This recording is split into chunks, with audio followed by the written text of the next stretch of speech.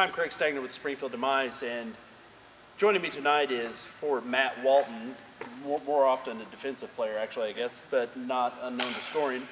Matt, tonight we played the Paducah Premier Pumas, who came in long road trip. Tell us a little bit about the game tonight. It was energetic from the get-go. We started off with a good starting lineup, something that we're confident in. My teammates are good. We came off the bat and scored our first goal, first home opening goal, and that was a good confidence booster for all of us. Right off the bat, Alfredo Casada made himself pretty well known. He had 2 goals in the first quarter. Tell us a little bit about how the flow of the game went there. It was up 6-1 after one quarter. What do you think about how the team was able to establish themselves that first quarter?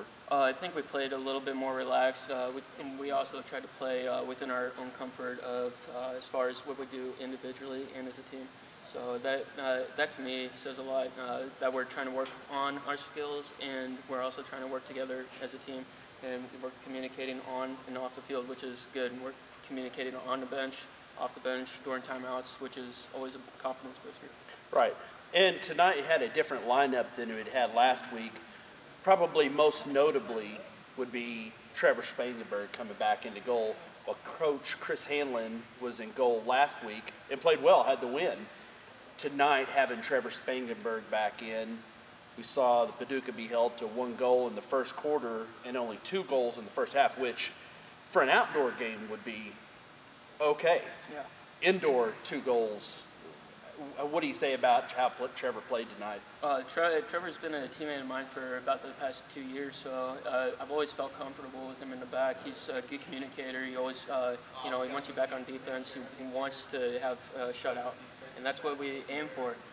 Unfortunately, in indoor, it's a quick game, and goals are going to be scored on, and I think he realizes that as a player. He's very well mature as a player. He's younger than I am, but he's a very mature player, and I've always enjoyed playing with him. He did just play phenomenal tonight for an indoor game to hold someone to 3 goals. Again, through the first half, the Demize held I believe a 7-2 lead going into halftime. Really, the big difference there possibly was that Paducah brought, I believe, 8 players with them. They really couldn't substitute out. You could start to see tempers were starting to flare with the travel. Tell us a little bit about the physicality of tonight's game versus last game. It wasn't as physical as what we've seen from past games, and it was just a matter of us keeping our head. I mean, we did give up some silly fouls, but I believe that we've truly developed from that.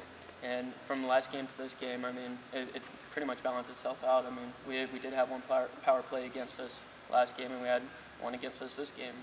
You know, that's just part of our development. We're a good, strong team, and we communicate about it. We're always communicating off the field what we need to work on. So. I believe there's actually 2 power plays tonight. There was a couple different times that Demize got into foul trouble. Going into the second half, tell us a little bit about what did Coach Hanlon have to say to you at halftime. I mean, when you're up 7-2, it's hard to really point out too much going wrong. What does Coach Hanlon say at halftime to keep you up so that you don't come out and give up the quick goal to the other team and let them back into it? Oh, well, he said that we're going to go ahead and start off with our second lineup, just go ahead and get our first line a little bit of a breather and just kind of let us motivate ourselves and just kind of stick with our lines, just letting us get to playing with each other and trying to get a goal off of our power play, which is something that we talked about before the game. And that's a good motivator for us because it wasn't the lineup that we go with for our power plays. So as a team, I felt like we got more confident. I mean, we have players that could go ahead and defend in any spot, and that's what we need. Tonight, I noticed that one addition tonight that came in and actually had 3 goals tonight was Cole Alexander. Tell us a little bit about Cole coming in, because as far as I know, I don't believe if he had even playing time last game, and then to have 3 goals tonight, what enabled him to come in and make that kind of difference? Well, him coming in, actually, we were talking about it. We were trying to read each other a little bit on the field because he stutter-stepped a little bit, and I wasn't able to read one of his runs. And he talked about it. He's like, hey, I wanted to know where you wanted the ball. It's like, if you're checking back, I'll go ahead and give you the ball. So make that run the way you're going to go, and I'll give it to you. So we talked about that, and he got his goals. He got them off of both counterattacks, which allowed him to go ahead and score at least 2 of them that I recall. So he came in and had that. Now, this actually, we had a hat trick of hat tricks in that Alfredo had 3 goals, Cole Alexander had 3 goals, and so did Eric Martin had 3 goals. Even had goals tonight, for a couple goals from Jackson Rogers, had goals from Romero, had goals from Rosales. Really, it was a balanced attack tonight. Do you feel like that really the team, can you feel that when the team's all contributing as opposed to one player being heavy, that everybody's in on it? Most definitely, most definitely. We never really had this type of energy before, and it feels really good. I mean, we're coming together a lot stronger. I feel like it's really unusual, but it's a great feeling.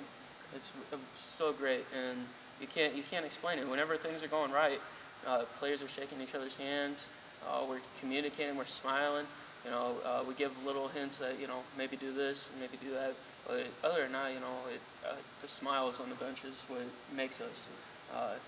And that makes any team, really. And when you're winning, those little hints are more like, hey, we can do this. Whereas if you're 0-2, those hints become a source of problem. But when you're winning, it just fuels the fire, right. And the team plays better and better. Tell us a little bit about, we have the next game coming up is January 31st against the St. Louis Fire, who's another big rival and can oftentimes be a heated game. What are you looking forward to going into that game? Any thoughts? I'd like for us to keep our composure, just play the ball simple, and that's what we're working on. I mean, you could see from tonight we were relaxed and keeping our composure. So with that being said, we just need to carry that mentality all the way through the rest of the season, and I believe that we can do so. It was another good crowd considering the weather we've had. The team is playing well at home. By my count, the two games, the Demize have outscored their opponents 27-9. That's just unbelievable.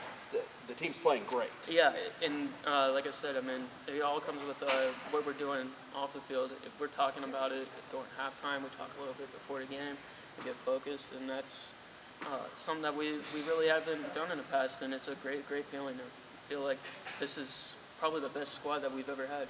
So I definitely think that we'll be a team to be forced with in the tournament. Well, good.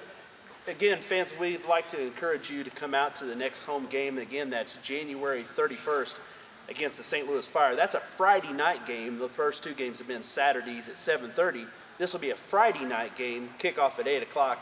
Tickets are $5 for adults, $4 for children. Matt, Walton, it's great to talk to you, and look forward to seeing you next week. Thank you, Kirk.